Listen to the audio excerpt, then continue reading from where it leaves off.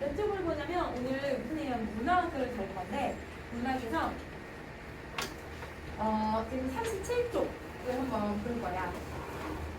37쪽. 자, 여러분 37쪽에서 뭘 좀 정리를 할 거냐면요. 여러분 이게 제목을 보면 풍자. 그 다음에 여러분 빠삐용, 영화 사회학이라고 해서 여러분이 아마 대부분 다 처음 보는 지문일 거예요. 낯선 작품인 거죠. 우리 저번 시간에 낯선 지문이 나왔을 때 보기를 먼저 보라고 했잖아요. 근데 얘는 보기를 딱 봐도 보기가 아니라 나에 대한 보기밖에 없어. 다가 낯선 시임에도 불구하고 보기가 없는 문제인 거예요. 그러면 이렇게 낯선 작품이 나왔는데 근데 보기도 제시되어 있지 않는다? 그러면 우리가 어떻게 이 낯선 작품을 해석을 해야 될까라고 했을 때 이런 낯선 작품을 읽을 때는 보편적인 상황에 따른 가치를 찾을 거야. 그러니까 정서를 찾는 거지. 그래서 이런 경우는 보편적인 정서와 상황 혹은 우리가 일반적으로 받아들일 수 있는 어떤 이미지들을 떠올리면서 여러분 이 지문을 읽어주셔야 돼요. 그래서 여러분 우리가 일반적으로 나타나는 이미지를 찾아내자 이런 내용이거든. 우선은 여러분 예를 한번 들어볼게. 우리 만약에 어떤 고향에 대한 이 내용이 나와요. 고향에 갔다든지 고향을 얘들아 떠올린다든지 이런 내용이 나오면 대부분 정서는 거의 90%이 정서가 나올 것 같아.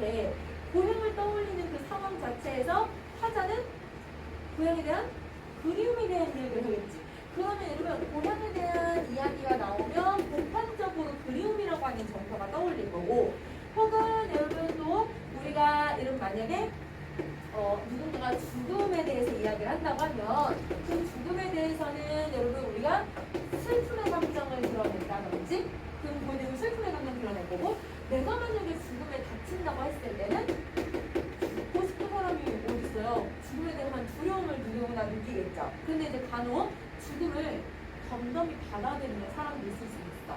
내가 죽음에 대해서 미리 좀 준비를 하고 내가 이제 나이가 들어가니까 언젠가는 나는 죽을 거니까 그냥 덤덤히 받아들여야지 수긍하는 사람들도 있을 거야. 이런 게 그냥 보편적인 정서라는 거거든.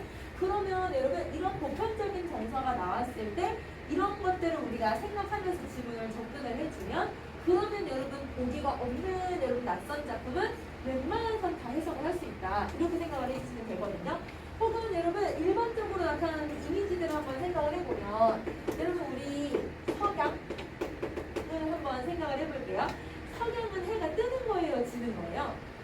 해가 질 때 쓰는 표현이잖아요. 그러면 얘가 해가 지는 건데 그러면 여러분 시작의 이미지를 가지고 있을까요? 아니면 끝의 이미지를 가지고 있을까요? 그렇지. 이런 식으로 내가 어떤 일반적인 이미지들, 떠올리는 이미지들이 있잖아. 그리고 해가 지는 거니까 상승의 이미지가 아니라 하강의 이미지를 갖고 있지. 그러면 여러분 이런 식으로 비슷한 이미지들을 생각을 하고 걔가 가지고 있는 속성들을 생각을 하면 작품 해석할 수 있을 거다라고 생각하면서 당황하지 않고 그냥 문제 풀어보셔도 될 것 같아요. 그럼 선생님이랑 한번 이 작품을 한번 해석을 해볼게요. 자, 우선은 제목을 보시면 제목이 풍장이라고 되어 있어요. 여러분 풍장이라고 했을 때 이 장자가 혹시 무슨 장자인지 혹시 아세요, 여러분? 장례치를 할 때 장자야. 장례라는 뜻이거든. 그러면 여러분 풍장은 여러분 우리 화장은 어떻게 하는 거야? 사람을 불태워서, 그렇지. 여러분 그 시신을 불태워서 여러분 그 뼈만 유골만 남게끔 하는 거고, 매장은 사람을 묻는 것을 얘기하는 거고, 풍장은 바람에다가 풍화시키는 거예요. 지금은 여러분 우리나라에서는 풍장을 얘들아 지금 허용하지는 않지만 옛날에는 여러분 바다에 그냥 바다 혹은 아니면 여러분 산에다가 사람 신체 놓고 풍화될 때까지 그냥 내버려 두는 거야. 땅을 묻지도 않고 자연의 일부가 되게끔 만들어 버리는 거지.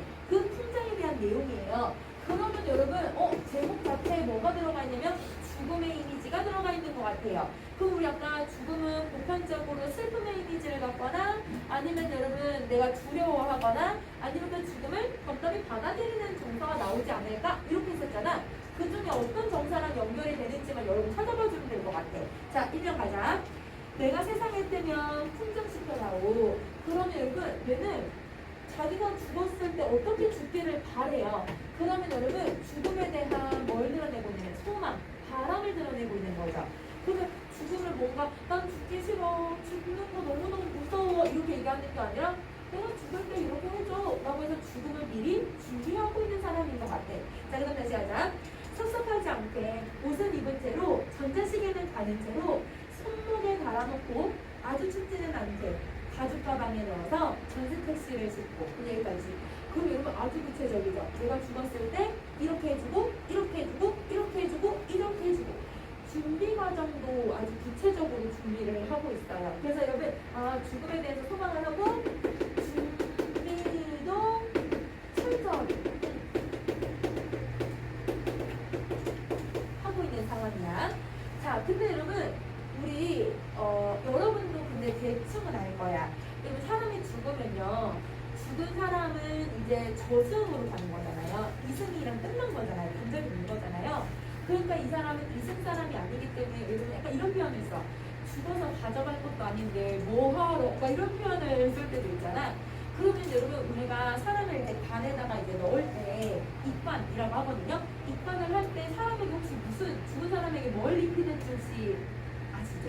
여러분 뭘 입혀요? 수의. 그렇지, 수의를 입히는데 수의를 입히는 이유는 이거예요. 이승과 이제 단절이 됐으니까 이승에서 가지고 있는 모든 것을 버리고 죽음의 옷을 입는 거지. 그럼 관에다가 얘들아 넣어주는 건 꽃, 이런 거 좀 넣어주고 옛날에는 돈 좀 넣어주고. 근데 여러분 지금은 뭐 얘들아 꽃 이렇게 넣고 얘들아 시체 넣지 뭐 넣지 않아. 아무것도 가져가지 않아. 그러면 여러분 옷을 입은 채로 자기를 얘들아 데려가 달라고 하는 거는 그러면 이승의 것을 완전히 얘들아 단절했다고 보니까 어려울 것 같아요. 왜냐면 시계도 그대로 얘들아 차고 있는 대로 가려고 했잖아. 그러면 여러분 여기서 옷이나 시계 같은 경우는 이승의 것이거든요. 즉 삶의 세계를 나타내겠죠. 근데 이거를 얘들아 계속 그냥 입은 채로 그 다음에 가는 채로 뭐뭐 하는 채로라고 한다는 건 여러분 이거를 단절시키지 않는 것 같아요. 그렇지, 이거를 단절시키고 있지는 않다. 자, 그 다음에 여러분 다시 이제 어떻게 가는지 한번 봐볼게요. 군산에 가서 검색이 심하면 곰소쯤에 가서 통통대에 옮겨 실어다오. 근데 여러분 죽은 사람을 뭘 해요? 검색을 당하고 있대요. 죽은 사람에게 다 검색을 한다는 건 약간 여러분 우리가 좀 시대적 배경을 좀 엿볼 수 있을 것 같은데, 여러분 우리가 이렇게 검색을 당하던 시기가 있어. 그 검색을 당하던 시기가 언제라고 보시면 되냐면 여러분 독재정권 때. 그래서 여러분 이 작품은요 독재정권 때를 비판하는 그런 내용을 좀 가지고도 있긴 한데 그게 막 주제는 아니고. 그러면 여러분 이렇게 생각을 해주시면 돼요. 우리는 살아있으니까 만약에 이 당시에도 거절을 당하거나 아니면 검색을 당할 수 있었지. 살아있는 사람도 검색을 당하는데 지금 뭐도 이렇게 하고 있어요? 죽어서도 계속 구속을 당하고 있어요. 그러면 여러분 죽어서도 구속을 당하는 어떤 세계를 보여주고 있냐면 삶의 세계를 보여주고 있는 거네. 그래서 여러분 삶의 세계에는 이렇게 구속이 심하고 억압이 심하고 이렇게 다 이 사람들을 이렇게 막 검색만 하고 있는 그런 상황이구나 라고만 생각을 해주면 될 것 같아요. 자, 근데 이렇게 삶의 세계가 구속을 당하더라도 자기는 통통배에 실어서 뭘 좀 해다오 부탁을 하고 있는 거죠. 이게 1년에 대한 내용이에요. 그러면 여러분 이 1년에 대한 내용을 어떻게 해석을 해봤냐면, 여러분 우리가 이제 죽음의 그 과정을 생각을 해봤을 때 이 옷과 시계는 당연히 버려야 되고 다 벗겨야 되는 건데 이걸 왜 차고 갈까? 그러면 이거는 아직 완전히 죽음의 순간에 도달한 건 아닌 건가 보다. 이런 식으로 우리가 해석을 한번 해봤어. 자, 그리고 이제 2년으로 한번 가볼게요. 자, 가방 속에 다리를 오그리고 그러나 편안히 누워있다가. 근데 여러분 다리를 오그리고 있는 거 얼마나 불편해. 근데 여러분 죽었는데도 오히려 이 사람은 어떻게 생각을 해요? 편안하다. 그럼 이 사람에게는 죽음이 얘들아 뭔가 두려운 게 아니라 오히려 어떤 거? 편안한 거. 오히려 여러분 죽음은 그럼 아까 현실에 막 구속이 있었고 검색이 있었잖아. 그것보다는 죽은 게 오히려 더 편안하다. 이렇게 받아들이고 있어.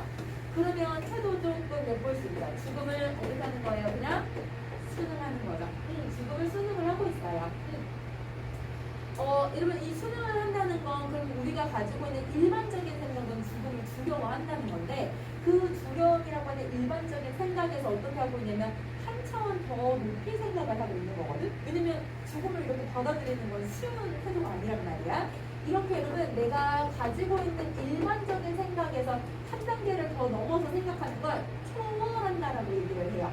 그래서 여러분 이 초월한다라는 표현은 이육사 작가에서 많이 나타나는데 이육사는 여러분 일제강점기라고 하는 그 부정적인 상황을 그래 내가 그거 버텨내면 이 상황 잘 버텨내면 광복 올 거야.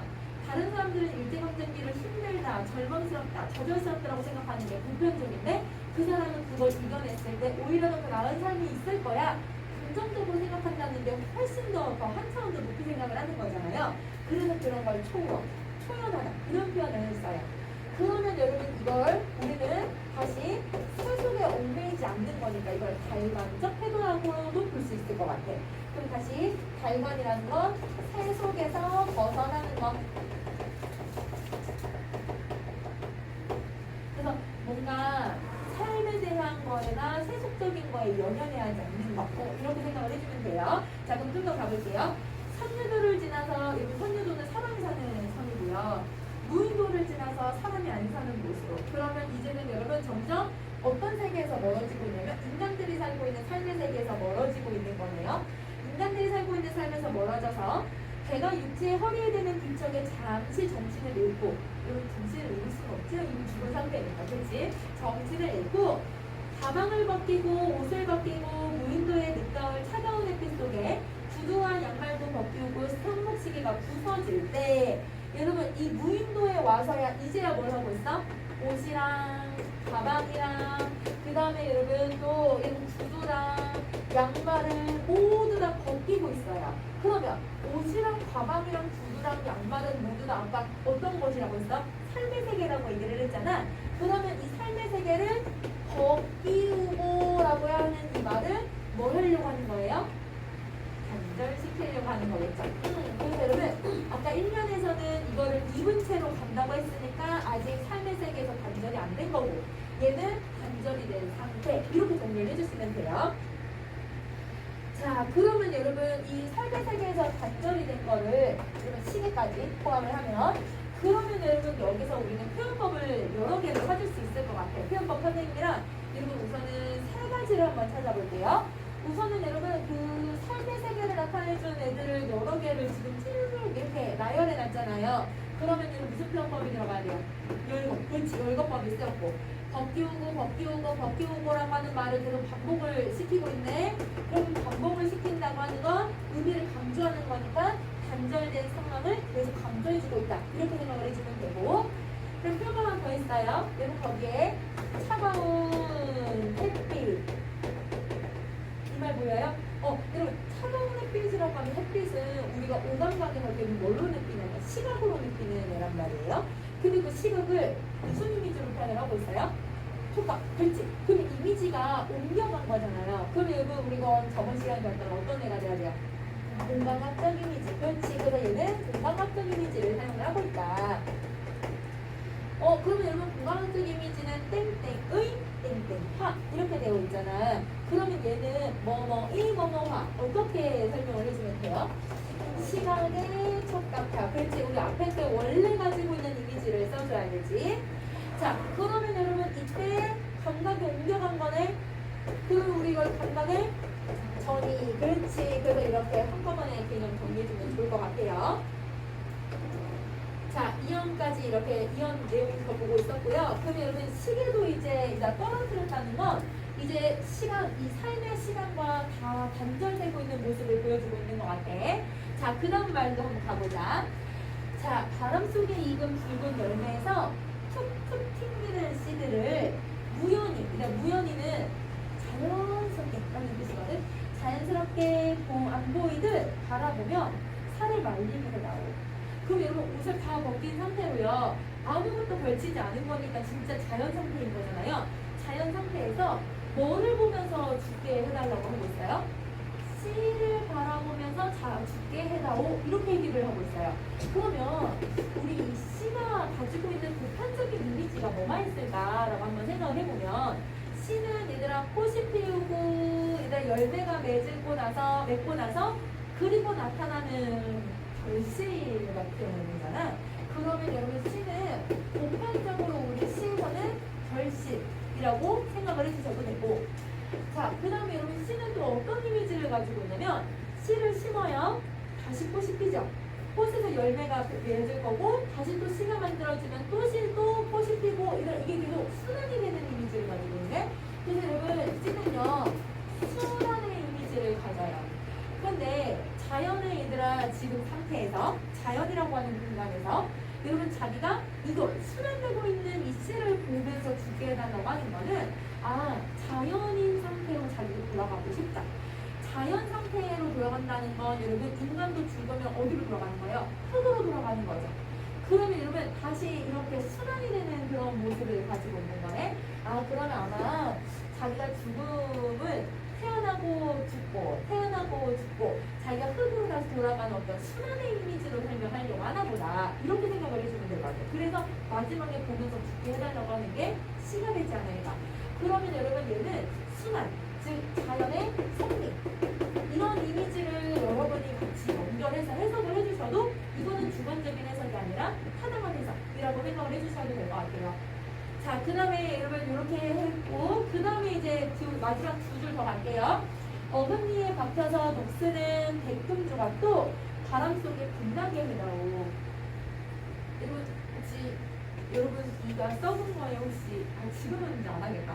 선생님 어렸을 때만 해도 이 썩으면 이제 얘들아 싼 거를 때우기도 하지만, 싼 재질로 때우기도 하지만, 조금 이제 비싸면 금리빨로 때우거든요. 그래서 선생님은 금리빨이 하나 있어요. 그래서 이제 그런 문구 혹시 보신 적 있어요? 금리빨 삽니다 라는 말 혹시 본 적 있니? 그래서 여러분 약간 이런 보석을 팔고 하는 그런 거에서 금리빨도 산다고 해요. 왜냐면 진짜 얘들아 순금으로 그냥 때운 거거든? 선생님 금만에 정 급하면 떼서 얘들아 써도 상관은 없지. 왜냐면 여기 이제 이걸 이렇게 금리빨이 있으니까.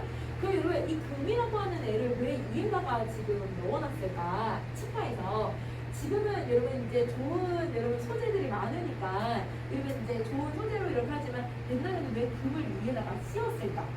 금은 잘 변질되지 않아요. 그래서 여러분 얘는 변질되지 않은 상태로 여기다 씌우는데, 얘가 어떻게 되기를 바래요?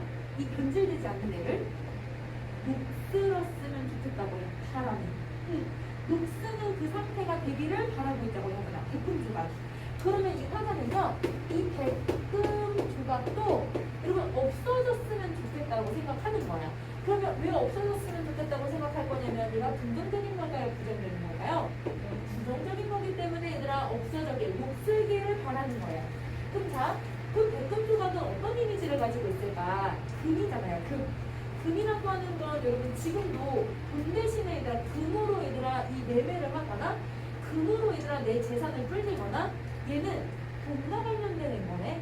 그러면 여러분 이 금은 대부분 돈, 아니면 여러분 어떤 세속적인 이미지, 이런 이미지를 가지고 있죠.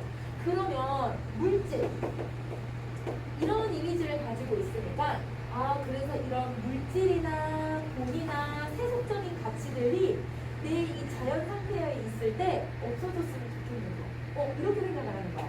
내가 얘들아 풍장을 하겠다는 것 자체가 자연 속으로 돌아가고 싶은 거잖아요. 그러니까 거기에 있는 인위적인 거, 거기에 있는 물질적인 거, 거기에 있는 세속적인 가치들이 다 사라졌으면 좋겠다, 이런 바람이 들어가 있는 거야.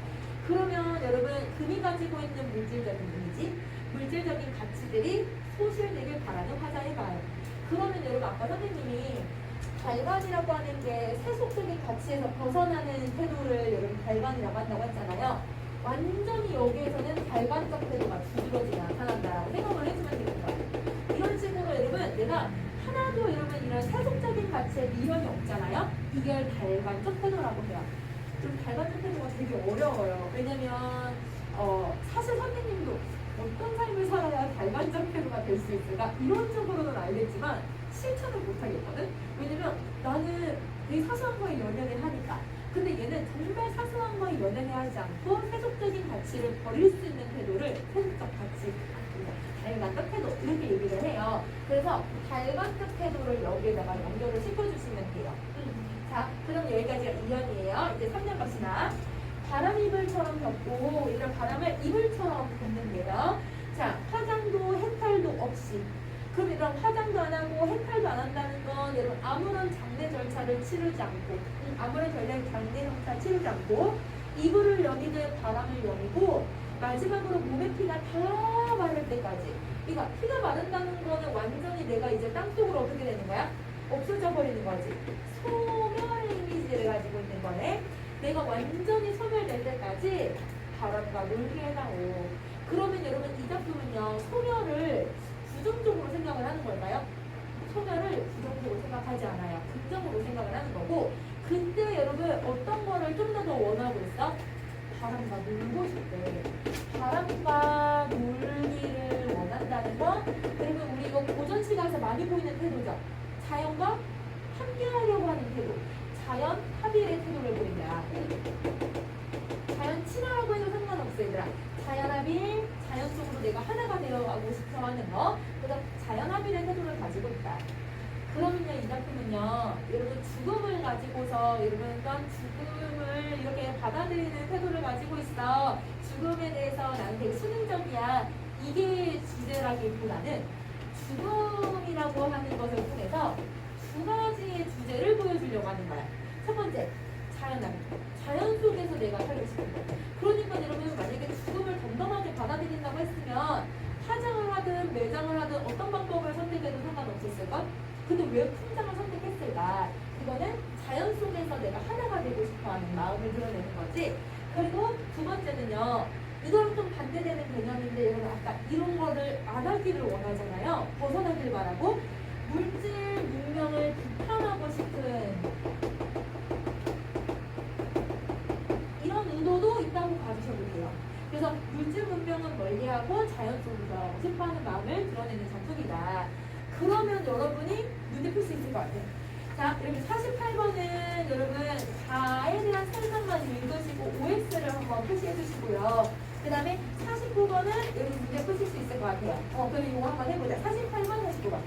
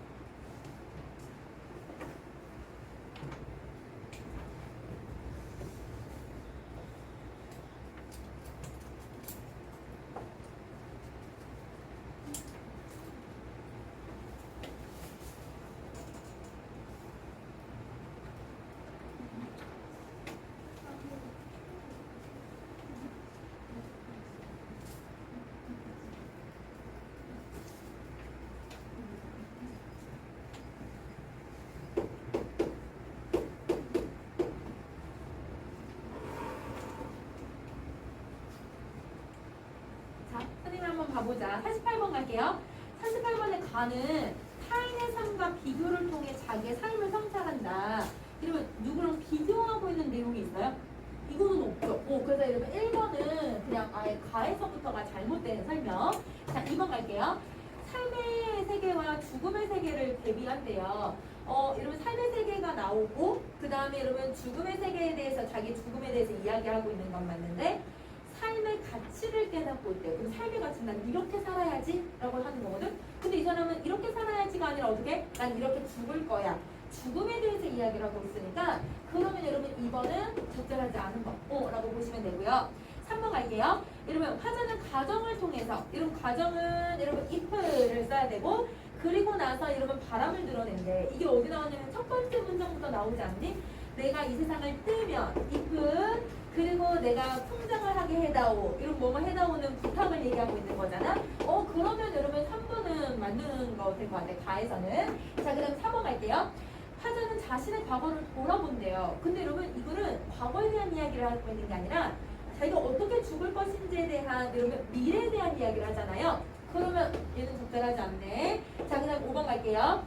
자신이 살아온 삶에 대해서 부정적으로 바라본다. 이것도 마찬가지. 여러분 살아온 삶이라고 했으니까 과거에 대한 건데 얘는 과거에 대한 이야기를 하고 있는 게 아니지. 그러면 얘는 나를 볼 필요 없이 그냥 바로 답 몇 번이에요? 다 3번이네. 그래서 여러분 얘는 나를 볼 필요 없이 그냥 3번이 된다라고 생각해 주시면 돼요. 자 49번 갑시다. 여러분 49번에 기억을 보시면 여러분 기억은 아까 시계가 간다라고 하는 거는 옷과 시계가 다 삶의 세계를 나타내는 거니까 이 시계가 가는 채로라는 건 삶의 세계가 지속되는 것을 얘기하고 있는 거겠네. 그러면 1번은 맞는 말. 자 그 다음 2번 여러분 삶의 세계를 떠나는 과정에서 이 사람이 되게 얘들아 받아들이고 순응하고 발관적이고 이거 다 긍정적인 태도지. 그러니까 얘도 맞는 말. 자 그 다음 세 번째 연속적인 공간의 변화, 선유도에서 무인도, 점점 사람이 없는 곳으로 떠나고 있으니까 인간 세계에서 멀어졌다고 봐도 되겠죠. 자, 그 다음 4번 갈게요. 하자와 고통을 감내하면서 얻어낸 결과물, 여러분 결실의 이미지를 시가 가지고는 있지만 여기선 결실의 이미지보다는 자연 속에서 내가 자연의 섭리를 보면서 죽고 싶어 이걸 얘기하고 있는 거잖아. 내가 보면서 죽고 싶은 거지 얘들아 내가 고통스럽게 얻어낸 결과가 아닌 거죠. 답이 4번이 돼야 돼요. 자 5번도 갑시다. 5번은 얘들아 피가 다 마른다는 거는 소멸하고 있는 거니까 이거는 연결 잘 된 것 같아. 자 그럼 답은 4번. 그러면 여러분 50번에 여러분 50번 문제는 여러분 보기가 있으니까 여러분 요거는 여러분이 문제 풀 수 있을 것 같아요. 요거는 숙제로 풀어오실 거예요. 자 숙제로 풀어오시고 한 장 더 넘기셔서 여러분 선생님이랑 문학을 한번 그리고 소설도 한번 가볼게요. 소설도 갑시다. 자 여러분 낯설게 하기라고 하는 개념을 좀 한번 볼게요. 여러분 이 낯설게 하기는 여러분 1930년대에 세계 2차 대전을 하는 도중에 엄청 유행하는 여러분 이제 이 사조가 됐어. 그러니까 낯설게 하기가 유행했다기보다는 여러분 이 문학에서 초현실주의, 즉 현실에서 벗어나자. 현실과 다른 개념을 쓰자. 이렇게 얘기하고 있는 건데요. 우선은 여러분 초현실주의 같은 애들은 대부분 약간 난해해. 현실에서 얘들아 너무 정확하지 않은 개념들, 현실에서는 그냥 머릿속으로 상상하는 개념들 이런 걸 드러내는데요. 초현실주의는 우리나라에서도 1930년대에 엄청 유행을 해요. 그래서 그 이후부터 자주 쓰이는 기법들인데 1930년대에 누구를 여러분 생각을 해주시면 되냐면 여러분 이상, 박태원 같은 작가들이 대표적인 작가들이에요. 이상은 여러분 진짜 얘들아 이 시나 띄어쓰기 안 돼 있는 시들, 그 다음에 여러분 이상의 날개라고 하는 작품 보면 자아가 막 분열이 되어가지고 자아가 막 이거 딴 생각을 막 해. 그래서 여러분 막 자기가 얘들아 막 날개가 돋아 오른다고 막 헛된 것을 생각을 해요. 그런 작품들을 얘기하고, 박태원 작가도 사실은 여러분 의식의 흐름이라고 하는 기법들을 많이 써요. 그래서 여러분 낯설게 하기는 기본적으로 초현실주의에서 나타나는 기법이고, 초현실주의라고 하는 애들은 대부분 여러분 내 자아를 탐색하고 싶을 때 내 현실적인 어떤 자아가 이 보여지는 것을 그대로 서술하는 게 아니라 내 내면, 나의 또 다른 자아 이런 것들을 드러내고 싶을 때 많이 쓰는 기법들이었어. 그래서 여러분 이 초현실주의의 대표적인 것이 금방 여기 나와 있는 낯설게 하기, 의식의 흐름 기법 이런 기법들이나 혹은 아니면 여러분 아까 얘기했듯이 자아를 탐색하는 그런 과정들 이런 것들을 얘기를 해요. 그러면 낯설게 하기는 일반적으로 우리가 생각하는 보편적인 이미지가 있죠. 그 이미지를 의도적으로 다른 걸로 바꿔버리는 것을 얘기를 해요. 그러면 여러분 얘는 의도적으로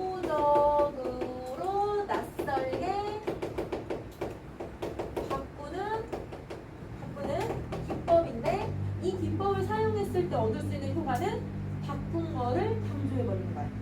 그러면 어떤 작품이 있냐면 이사악양이라고 하는 작품에서 이런 우리는 고등어를 구우면요 그 기린 냄새를 맡잖아요.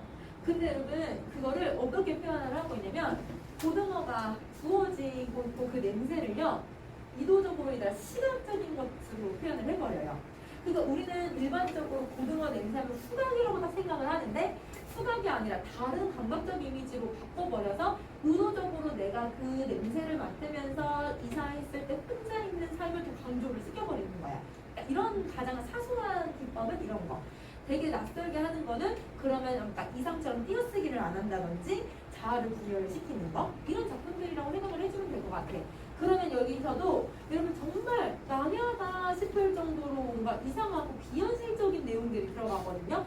그러면 여러분 얘 낯설게 하기들은 대부분 비현실적인 것들을 많이 사용하게 된다.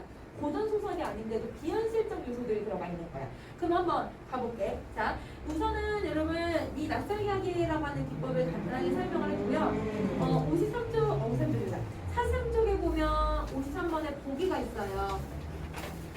이 작품은 원숭이는 없다라고 하는 작품인데 여러분 이거는 아마 여러분이 처음 보는 작품일 것 같아요. 그러면 우리 낯선 작품이니까 보기를 먼저 좀 해석을 해볼게요. 원숭이 없다는 이 유명 소설에 자주 보이는 여로의 구성이 들어간다. 여러분 여로의 구성이 뭐예요? 여행을 떠나는 거지? 그럼 여행을 떠나는 구성이니까 기본적으로 공간의 이동이 들어가는 구성이라고 생각을 해주면 돼. 그럼 여러분은 공간의 변화가 어떻게 일어나고 있는지를 찾아주시면 돼요. 자, 그리고 여로의 구조는 테스트 안에서 인물들이 머물던 곳을 떠나서 다른 장소로 나타나는 구조를 말하는데 이동 경로에 따라서 다시 출발지로 회귀하는 구조와 새로운 곳으로 나가는 구조가 있다. 그럼 여러분 이거의 결말은요. 결말은 무조건 두 가지 중에 하나가 나타난다는 거예요. 원점 회귀. 원점으로 다시 돌아오는 구조를 갖는 경우도 있고 아니면 새로운 여러분 곳으로 얘들아 지향하는 구조도 가지고 있고 두 가지의 구조 결말이 있다는 거야. 자, 그래서 탐색 이 여로의 목적은 기본적으로 인물들이 바라는 게 무엇인지를 탐색을 해야 된대요. 그러면 여러분 뭘 해주셔야 되냐면 여러분이 찾아야 될 거 첫 번째 공간의 이동이 들어갔는지를 찾으시고 그 다음에 결말이 뭔지를 찾아야 되고 그 다음에 세 번째 이 여로의 목적이라고 했으니까 바라는 게 나타난다고 했잖아. 바라는 것이 무엇인지를 여러분이 찾아줘야 될 것 같아. 이걸 찾을 거야. 자, 그리고 또 탐색은 기본적으로 결핍에서 비롯된 것이기 때문에 결핍을 채우려고 이 여로를 가는 거구나. 결핍을 얘들아 완충시키려고 여러분 이 여로형 구성을 쓰는구나. 이렇게 생각을 해주면 되겠죠. 자, 그래서 그렇게 출발지에서 인물들은 자신의 삶의 문제를 발견하며 그것을 해결하기 위해서 여행을 떠나는 것이다. 이 현대소설에서 여로를 통한 탐색의 대상은 자아에 있는 경우가 많고 이 작품의 여로 역시 자아 탐색을 하고 있다. 그러면 여러분 여기도 뭔가 자아가 탐색이 된대요. 그러면 여러분 뭐 자아가 분열되든 내 자아가 내가 원하는 게 뭔지를 생각하는 자아에 대한 이야기를 하겠다는 거지. 근데 여러분 자아에 대해서 얘기를 할 때 내 자아를 제일 잘 아는 사람이 누구예요? 나. 그러면 시점이 대충 누군지를 알 수 있어. 1인칭 시점이 나올 가능성이 크겠지. 나에 대한 이야기를 할 거니까. 그래서 여러분 얘는 이렇게 자아 탐색에 대한 이야기를 할 때는 시점이 1인칭이 나올 가능성이 좀 크겠다라고 생각을 해주면 좋을 것 같아요. 자, 그러면 진짜 여러분 이게 맞는지 여러분 우리 작품을 한번 해석을 해보도록 할게요. 작품 갑시다. 자, 여러분 1번 40쪽 앞부분 줄거리. 아파트 정기소독날 특별한 생업이 없는 세 사람. 나와 연출가 김영, 배우 김영은 아파트 옆 작은 공원에 모여서 원숭이 얘기를 하게 되고 나는 문득 원숭이 구경을 가자고 제안을 한다. 여러분 뭐가 시작돼요? 여로가 시작되는 거네요. 원숭이 보러 가는 게 바로 여로가 시작되는 거. 여로가 시작돼요. 근데 이 세 사람들이 다 뭐라고요, 여러분? 특별한 생업이 없는 사람들. 자, 어서 가자고요. 장에 가면 원숭이가 있다고. 틀림없이 여기서 소독나는 냄새를 맡고 있으니 바람이라도 쐬러 가자고요. 택시 타면 얼마 안 걸려요. 태어난 활로를 찾은 사람처럼 나는 말했다. 그러니까 내가 지금 어떤 걸 했대요? 태어난 활로, 뭔가에서부터 벗어날 것 같은 느낌이 들어서 원숭이 보러 가자라고 그럼 여러분 이 사람은 여로를 왜 가는 거야? 어디에서? 벗어나기 위해서 지금 여로를 가고 있는 거죠. 그럼 여러분 바라는 게 무언가에서 벗어나기, 이게 여러분 나의 바라는 거, 내가 말하는 거. 그럼 이 사람한테 얘들아 결핍은 뭐예요? 뭔가 얘들아 구속당하고 있고 뭔가 얘들아 답답한 상태, 이게 결핍이 되겠지, 그치? 자, 어차피 얼마 동안 집구석에 못 들어갈 바에는 어디론가 갈 곳을 찾기는 찾아야 하긴 했었다. 그러면 여러분 이 사람이 결핍이 뭔지 이 뒤에 나온 말하고 금방 선생님 읽은 말하고 앞부분 줄거리를 보면서도 눈치챌 수 있어요. 여러분 특별한 생업이 없대요. 생업이 없다라는 건 쉽게 말하면 백수 같은 거잖아요. 근데 이 백수들이 얘들아 지금 뭐에서 벗어나고 싶을까? 제일 벗어나고 싶은 게 뭘까? 너무 답답하고, 그치? 얘들아 뭔가 얘들아 돈이 없는 거랑 무료하고 무기력하고 이런 것들이야. 그러면 여러분 나중에 딱 그 수능 딱 보시고요. 한 달만 한번 지나보세요. 할 거 없을걸요? 여러분 한 달 동안 막 영화도 실컷 보고 얘들아 뭐 넷플릭스도 실컷 보고 여러분 내가 하고 싶은 거 막 다 해. 근데 이제 한 달 되면 뭘 해야 될지 모르겠어. 뭐 할게 얘들아 이제 제한적이야. 왜냐면 이미 다 했거든. 그 달에 나온 영화도 다 봤어. 애들이 나중에는 되게 할 거 없어가지고 이러거든요. 그럼 왜 그러냐면 계속 내가 학교를 계속 그래도 규칙적으로 계속 갔었잖아요. 근데 그게 아니고 이제 내가 내 주체적으로 살아야 돼. 내가 뭘 해야 되는지 내가 스스로 결정하고 내가 해야 되는데 그게 안 되면 답답해. 내가 뜻하는 대로 안 되니까. 그러면 여러분 백수들도 마찬가지로 자기가 뭔가 직장을 구하고 싶어도 그게 안 되니까 지금 이런 생활을 하고 있는 거잖아. 그러니까 삶이 너무 답답하고 무료하고 더더구나 오늘은 얘들아 정기소득이 있으니까 집에 들어갈 수 있어요 없어요? 집에 못 들어가니까 할 게 없는 거야. 그러면 이 사람이 벗어나고 싶은 거는 무료함, 여러분 어떤 답답함 이거를 벗어나고 싶은 거네. 그래서 여러분 벗어나고 싶은 이 무엇이 뭐냐면요 무료함 혹은 여러분 내가 이 백수로서 살고 있는 어떤 답답함 이거에서부터 벗어나고 싶어서 여로 원숭이를 보러 가자 이렇게 얘기를 하고 있는 거야. 자 그럼 좀 다시 가볼게. 원숭이는 뭘 고리라도 깨먹을 거라면서 몰라도 깨르깨르깨르 이 연출과 기명은 망설이는 눈치였다. 여러분 원숭이 고를 깨먹을 거 아니면 자기는 가고 싶지 않대요. 근데 얘는 되게 헛소리하고 있는 거잖아요. 그러니까 까르까르까르 이렇게 웃고 있는 거야. 자 아니 원숭이를 꼭 보자는 건 아니지. 그건 이를테면 건달세계의 명분이랄까. 나도 나라 빙긋이 웃어 보였다. 그러나 곧 나는 그가 왜 망설이는지 까닭을 어렴풋이 이해하게 되었다.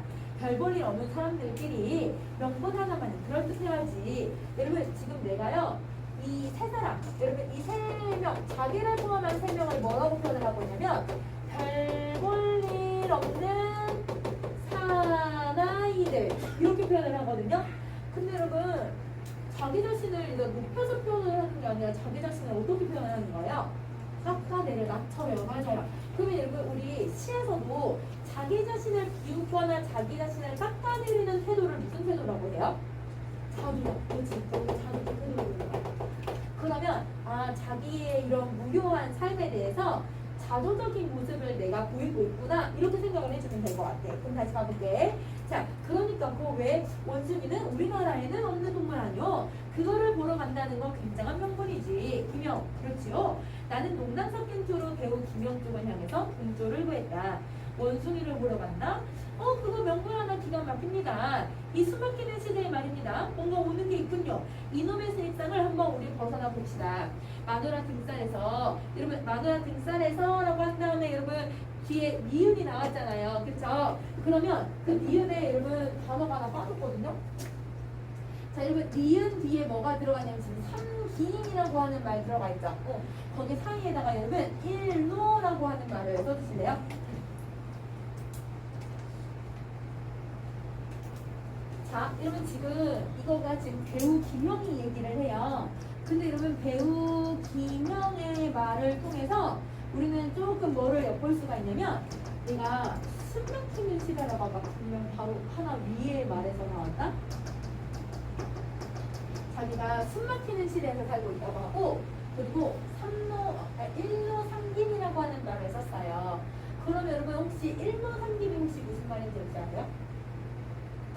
자, 우리 그러면 우리 현대소설을 읽을 때는 여러분 시대적 배경을 찾으면서 읽어야 된다. 이거는 저저번 시간에 했던 거잖아.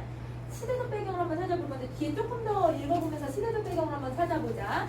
자, 삼덕임신지 뭔지 보통 답답한 시대의 말입니다. 여러분 이 시대를 답답한 시대라고 표현을 해요. 원숭이 그는 웃지도 않고 눈을 껌뻑이면서 대답을 했다. 그가 무슨 생각을 하고 있는지는 몰라도 어딘가는 좀 진지한 면모가 없지 않았다. 숨막히는 시대라는 말은 마치 민주화를 외치며 최고조에 달한 데모의 열기와 그에 맞서서 엄청나게 터뜨리고 있는 체류탄의 독학가스에 휩싸인 저 거리들을 연상시켰다. 여러분 시대적 배경 이제 찾을 수 있겠어요? 1980년대 여러분 국제적 현대를 얘기하고 있는 거네. 자, 여러분 체류탄, 민주화, 데모 이런 말들에서 알 수 있잖아요. 그죠? 근데 여러분 1도 3김이 뭐냐면 노태우, 김영삼, 김대중, 김종필을 얘기를 해요. 그러면 우리 시대적 배경을 좀 더 자세하게 찾아낼 수가 있는데 이 네 사람이 여러분 대통령 선거에 나왔는데 그럼 여러분 대통령 선거가 나왔다는 건 여러분 독재, 전두환의 독재가 끝나고 언제쯤을 얘기하는 거예요? 직선제가 있는 그 시기를 얘기하는 거네. 1987년을 얘기하는 거죠. 그래서 여러분 요 시기를 얘기하는 거니까 그러면 여러분 당연히 답답한 시대 맞죠? 왜냐면 민주화가 이루어지긴 이루어졌는데 뭔가 이들 제대로 굴러가기에는 좀 답답하고 그리고 누가 됐어? 노태우가 됐잖아. 그러니까 이거를 답답하고 숨막히는 시대라고 표현을 하고 있는 거야. 그러면 여러분 배우 김영은 시대적인 인식이나 이런 이 역사적인 인식이 되게 추천한 사람인가 보다 이렇게 생각할 수 있을 것 같아. 그치? 자, 그 다음에 다시 한번 또 가볼게요.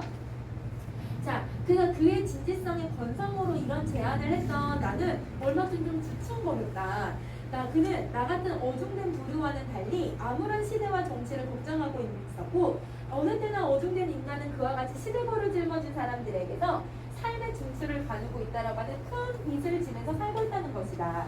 그리고 지금 자기를요 누구랑 비교를 하고 있냐면 배우 김영이랑 비교를 해요. 그리고 이 배우 김영을 뭐라고 표현을 하고 있냐면 시대고를 짊어진 사람 이렇게 표현을 해요.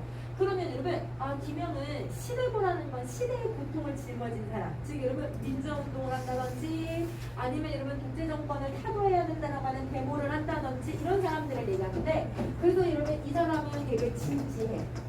삶에 대해 자기는 어떻게 살고 있어? 무료하고 건성으로 지금 살고 있지. 그런데 여러분 나는 이런 건성으로 살고 있으면서 여러분 뭔가 실천을 좀 할까요 안 할까요? 실천도 안 할 거야. 근데 이 사람은 실천을 하는지 안 하는지는 모르겠지만 시대고를 짊어진 사람이라고 표현을 했으니까 뭔가 실천하거나 어떤 인식을 가지고 있는 사람이겠죠. 역사적인 어떤 인식도 이 사람은 가지고 있을 거고 나는 그러지 못할 거야. 그러니까 여러분 내가 이 사람이랑 비교를 하면서 나는 이런 사람들에게 빚을 졌다 이렇게 얘기를 하고 있잖아요. 그럼 나는 지금 어떤 태도를 보여주고 있냐면 자기의 삶에 대해서 반성하고 있는 거네. 자기의 삶에 대해서 성찰을 하고 있는 거네요. 자, 그러면 이런 사람들, 여러분 시대에 뛰어들지 못하고 그냥 시대에 안주하면서 받아들이는 사람을 우리는 세 글자로 뭐라고 불러요? 소시민. 그렇지. 여러분 이거를 소시민. 우리 현대시에서도 나오는 소시민. 그래서 여러분 나는요 소시민 같은 삶을 살고 있는 사람인 거예요. 그러니까 자기 자신을 성찰하고 반성하면서 시대에 뭔가 참여하지 못하는 사람이라고 생각을 하는 거지. 그럼 배우 김영도 여러분 이 사람은 되게 배우를 하면서도 이런 인식을 가지고 있는 훌륭한 사람인가 보다 이렇게 생각해주면 될 것 같아. 그럼 다시 가보자. 솔직히 말해 나는 볼까요? 마누라가 직장에서 곧 돌아오거든요. 연출가 김영은 이번에는 칠면조 소리를 내지 않았다. 아까 얘들아 까르까르까르 이런 소리 냈었잖아. 아까 그거 까르까르 소리 냈을 때 내가 무슨 생각을 했냐면 연출가 김영이 왜 못 가겠는지 자기는 진작이 간다 라고 하는 게 바로 요곡 때문인 거겠지. 마누라가 올 거라서. 나는 알고 있었다. 그의 아내는 이웃 공단에서 직장에서 있다고는 했는데 내쉬는 퇴근해서 집으로 돌아왔다. 빨라서 좋은 게 아니었다. 이상했다. 솔직한 편인 그가 아내의 직장에 대해서만 어물거리는 건 아마도 정상적인 취업 상태가 아니었기 때문일 것이다. 그러니까 뭔가 안에도 뭔가 어떤 시대적인 문제에 놓여 있는 사람인 것 같아요. 우리 마누라 새벽에 일을 끝냈으니까 그런 걱정 없네요. 여러분 이게 이제 누구냐면 여러분 배우 김영이에요. 근데 다 보세요. 지금 모든 이 세 사람이 생업이 없는 사람이라고 했잖아요. 근데 여러분 가장이 일을 안 하고 지금 누가 일을 하고 있는 거야? 아내들만 일을 해. 그리고 아내들이 정상적인 일을 하는 게 아니라 새벽에 배달 갔다 오고 얘들아 또 누구는 얘들아 공장에서 일하는데 정식적으로 일하고 있는 것도 아니고 그러니까 여러분 이 남자들이 여러분 뭘 하고 있는 거냐면 그냥 무료하게 시간을 때우면서 아무것도 안 하고 띵가띵가띵가 하고만 있으면서 그냥 시댁에 대해서만 불만을 갖고 아무 생각 없이 살고 있고 이러고 있다는 거야. 그럼 이런 것들을 지금 비판받는 점들이 돼야겠지. 그치? 그 다음 다시 할게요. 배우 김영의 아내가 새벽마다 우유를 배달하고 있는 거 우리는 알고 있었다. 얼핏 들은 바에 따르면 그는 경기도 어디의 면사무소의 직원, 즉 당당한 공무원이었다는 것이다. 그런데 어릴 적에 단 한 번 무대에 섰던 경험이 나이가 들수록 그를 계속 아프고 수술돼서 그만 때려쳤다는 것이다. 연극을 해야만 살아날 것만 같은 느낌이 들었다. 그럼 여러분 배우 김영은요, 여러분 원래는 뭐였다는 거예요? 공무원이었는데 근데 여러분 이렇게 직장이 얘들아 안정적이지 않은 배우의 직업을 선택을 했다는 거야. 공무원은 여러분 사실은 여러분 우리가 공무원을 하는 이유가 안정적인 직장이기 때문인 거잖아. 노후를 보장할 수 있는. 근데 그거를 포기하고 배우가 되겠다는 건 이 김영에게는 뭐가 제일 중요한 사람인 거야? 자기의 꿈. 꿈이 중요하네요. 근데 여러분 이 꿈이 중요한데 이 꿈을 여러분 지금 실현할 수 있는 무대에 서요 못 써요? 생업이 없다는 건 못 쓰고 있다는 거잖아요. 그러면 여러분 여기서 이걸 하는 거 찾을 수 있을 것 같아요. 자 여러분 여기서 여러분 우리 나는 여러분 바라는 게 무언가에서 벗어나고 싶은 게 바라는 거라면 김영은 여러분 뭘 바라고 있는 걸까요? 김영은 여러분 자기 꿈, 자기가 얘들아 일을 하고 싶은 여러분 배우로서 살고 싶은 그런 삶 이거를 바라고 있다라는 걸 우리 여기서 엿볼 수 있을 것 같아요. 왜 이거가 중요하냐면 자아라는 건 내가 뭘 바라고 있고 내가 뭘 꿈꾸고 있고 뭘 희망하고 있는지를 찾는 게 이게 자아잖아. 그래서 여러분 자아 탐색이라는 말을 가지고 아 여기서 이 김영은 이런 것들을 지금 생각을 하고 있고 그거를 이 여로형 구성에서 김영도 찾으려고 하는 건 아닐까? 우리 이렇게 생각을 해주면 될 것 같아요. 이름이? 자 그러면 여러분 시대적 배경도 찾았고요.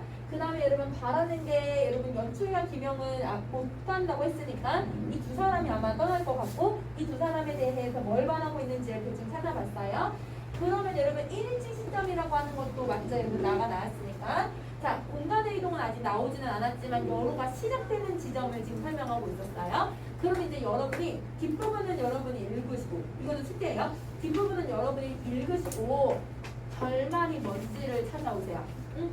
자 그리고 또 원숭이는 없다라고 했으니까 원숭이가 없다라고 이 사람들이 인식을 하게 된 거잖아. 그럼 원숭이가 뭘 의미하고 있는지 두 가지의 의미를 본문에다 찾을 수 있거든요. 원숭이의 의미도 찾아오시는 게 숙제예요.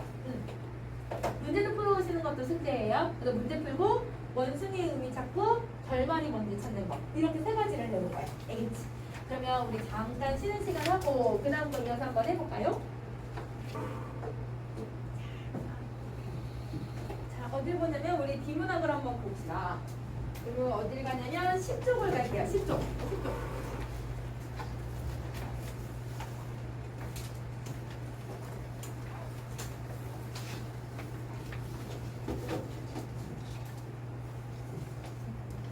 자, 여러분 이 10쪽은 뭘 할 거냐면 인과관계라고 되어 있죠. 그래서 원인과 결과를 찾아내고 비슷한 말들을 정리를 한번 해볼게요. 그냥 우리 10쪽 할까? 10쪽? 자, 그러면 여러분 요거 총 5문단이 있거든? 들여쓰기 되어 있는 부분에다가 문단 표시 좀 먼저 해볼까? 얘들아 1문단부터 5문단까지 표시해 주시고요.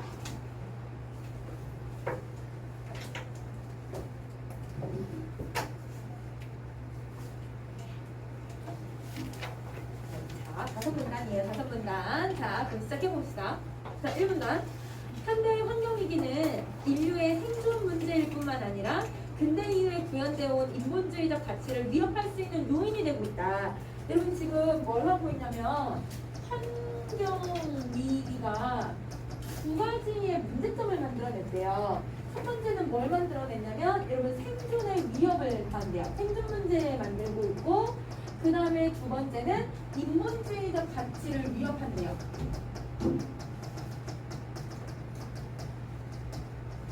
그러면 이게 여러분 첫 번째의 결과겠죠. 이게 원인이 되는 거고 이걸로 인해서 생존 문제가 만들어진 게 첫 번째 문제점. 그 다음에 인본주의적 가치가 위협되는 게 두 번째 문제점. 이렇게 되는 거겠지. 자, 그 다음 다시 가보자. 즉 그것은 이라고 했으니까 여러분 이 첫 번째 문장을 다시 한번 풀어서 설명해 주려고 하는 것 같아. 그게 뭔지 한번 살펴볼게요. 그거는 생존을 비밀로 하는 신유형의 독재나 제국주의를 유발함으로써 자유나 인권이나 평등의 가치에 근거한 민주주의나 세계 시민주의 등의 이념을 위기에 처할 수 있다는 점에서 문제가 된다는 것이다. 그러면 여러분 생존 문제에 놓이게 되면 이 생존 문제 때문에 뭐가 만들어질 수가 있냐면 독재나 아니면 여러분 제국주의와 같은 문제점이 또 만들어지고 이 문제점 때문에 여러분 다시 또 여러분 자유나 아니면 민주주의와 같은 여러분 시민주의를 우리는 다른 말로 지금 인본주의적 가치라고 표현할 수 있을 것 같아. 그러면 민주주의나 세계 시민주의와 같은 것들이 위협을 받을 수 있다. 이렇게 설명을 하고 있는 거네. 그러면 다시 여러분 이걸 정리를 해보면 여러분 원인과 결과인데요. 이 결과 안에서도 다시 인과관계를 설명하고 있죠.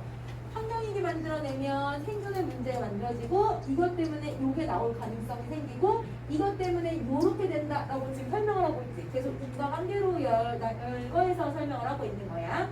자, 여러분 이런 경우들이 있대요. 아프리카 같은 곳에서 그러니까 여러분 이제 개발도상국에 해당하는 나라에서는 먹을 게 없어서 여러분 정말 배를 굶고 있는데 근데 여러분 우리가 여러분 그 선진국에서 이 음식을 얘들아 벼나 아니면 그 밀 이런 애들 있잖아요. 이거를 버리는 게 1년에 거의 여러분 몇억 톤에 해당한대요.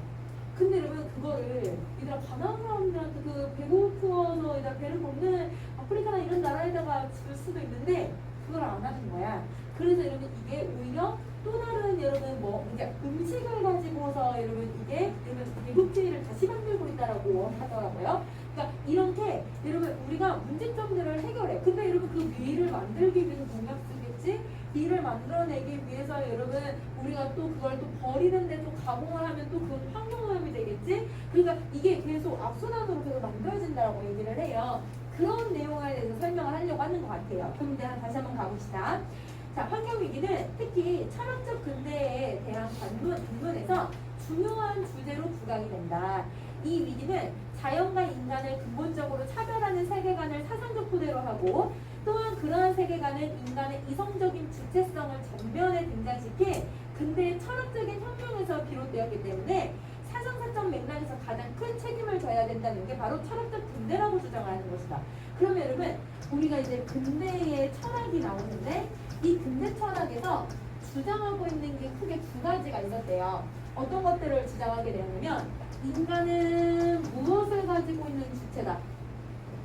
이성을 가지고 있는 주체다. 여기 지금 설명이 되어 있지?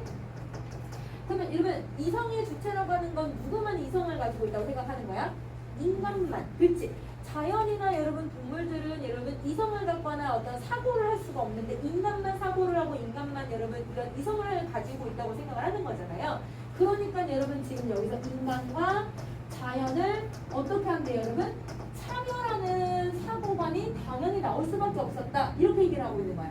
그러면 자연하고 인간이 차별이 되는 거니까 인간은 인간만 우월하고 그러면 자연은 여러분 내가 마음대로 해도 된다라고 생각을 하는 거기 때문에 그러니까 자연을 훼손하는 문제점을 만드는 이론을 이 근대 철학이 만들었다. 이렇게 주장을 해버리는 거죠. 그러면 여러분 이 근대 철학이 가지고 있는 두 가지 이론 때문에 근대 철학이 환경오염을 만들고 있다. 이렇게 얘기를 하고 있는 거네. 그럼 다시 또 인과관계 또 나오니 얘들아?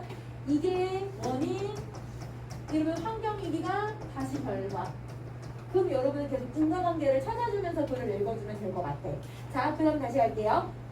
자, 그러나 철학적 근대는 경시할 수 없는, 얘들아 경시라는 말은 무시하다라는 뜻이에요. 무시할 수 없는 미덕을 동시에 지니고 있기 때문에 그대로의 수용도 원천적인 거부도 선택할 수 없는 딜레마적인 문제에 빠지게 된다.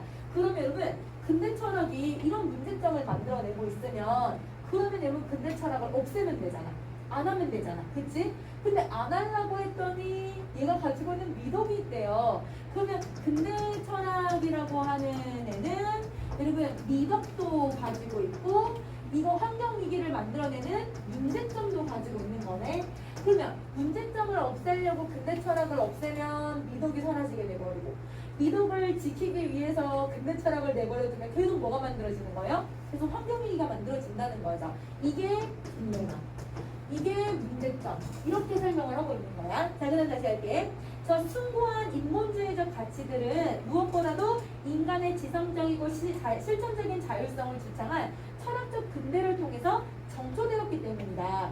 여러분 정초라는 말이 무슨 말인지는 모르겠지만 근데 여러분 여기서 미덕이 뭔지 찾아낼 수 있지 않을까요? 미덕이 그러면 근대 철학이 뭘 만들어냈다는 게 미덕이 되는 건가요? 인본주의적 가치를. 그래서 여러분 인본주의적 가치를요 근대 철학이 만들어냈다는 거예요. 그러면 이 숭고한 이 가치들 아까 얘들아 민주주의 아니면 자유, 평화 이런 민주주의의 가치들을 여러분 근대 철학이 만들어 놓고는 근대 철학이 뭘 하게 만든 거야? 다시 위협을 가하게 만들었다. 이렇게 얘기를 하고 있는 거예요. 그러면 지금 1문단까지 봤거든요. 그러면 선생님이 일단 1문단에서는 항상 두 가지를 찾으라고 했잖아요. 다음에 나올 내용이나 이런 주제. 그럼 여기서의 주제는 근대 철학에 대해서 이야기하려고 하는 것 같고 다음에 나올 내용이 뭔지를 생각을 해봐야 되는데 우선은 다음에 나올 내용이 조금 난해해. 그러면 뭘 얘기하고 있는지 1문단에서 뭘 얘기하고 있는지를 본다면 그래도 문제점에 대해서 얘기를 하고 있죠. 어떤 원인에 의해서 만들어진 문제점에 대해서 이야기를 해요. 그러면 여러분 1문단의 문제점만 나오고 끝나잖아? 그럼 무조건 해결 방안이 뒤에 나와. 그래서 여러분 무조건 여러분 글의 구조는요 우리가 수능에서 배우는 글의 구조는 문제점만 얘기하지 않아. 글의 구조가 정해져 있는데 그 중에 그 중 하나가 뭐냐면 여러분 문제점이 나오면 해결 방안이 나오는 게 무조건 글의 구조가 또 나온다. 그러면 여러분은 뒤에 무조건 해결 방안이 나올 거야 라고 생각을 하면서 그러면 이 근대 철학이 가지고 있는 이 딜레마를 어떻게 하면 해결할 수 있을까? 아니면 이 환경 위기를 어떻게 하면 해결할 수 있을까? 여러분은 그거를 찾아주시면 되는 거예요. 자, 그러면 여러분 두 번째 문단 한번 가볼게요. 그 철학적 근대는 데카르트주의의 발행 및 완성의 과정에서 이루어진다는 게 일반적인 통념이다. 그러면 여러분 이 근대 철학은요 누구에 의해서 발음 시작된다는 뜻이잖아. 누구에 의해서 만들어지냐면 데카르트주의에서부터 만들어진다. 그러면 여러분 데카르트주의가 근대 철학에 포함되는 애가 되겠지, 그치? 그러면 데카르트주의에 대한 설명을 한번 볼게요. 자, 이성적 사유의 주체. 여러분 이성적인 생각을 할 수 있는 주체가 아까 누구라고요? 인간. 그렇지? 그러면 이거를 인간이란 말로 여러분 대응시켜서 바꿔서 읽으시면 돼요.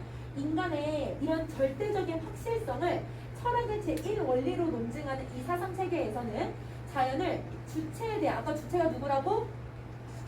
인간. 그렇지? 자연은 인간에 대한 근본적인 타자로서 그 어떤 자기 목적이나 내면도 없는 단적인 물질적인 실체, 즉 길이, 넓이, 깊이로 연장된 것이라고 하는 열등한 존재로 인식을 한다. 여러분 데카르트는요 인간과 자연을 동일하게 보고 있지 않은 것 같아요. 그렇죠?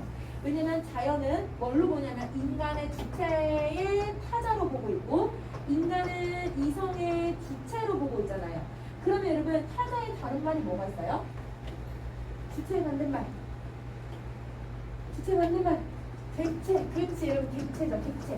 그러면 자연을 객체 즉 대상으로 보고 있고 인간은 주체로 보고 있구나. 차이점이야. 그러니까 여러분 이 자연은 타자니까 여러분 뭐라고 얘기하냐면 자기 목적 여러분 내면이 있대요 없대요?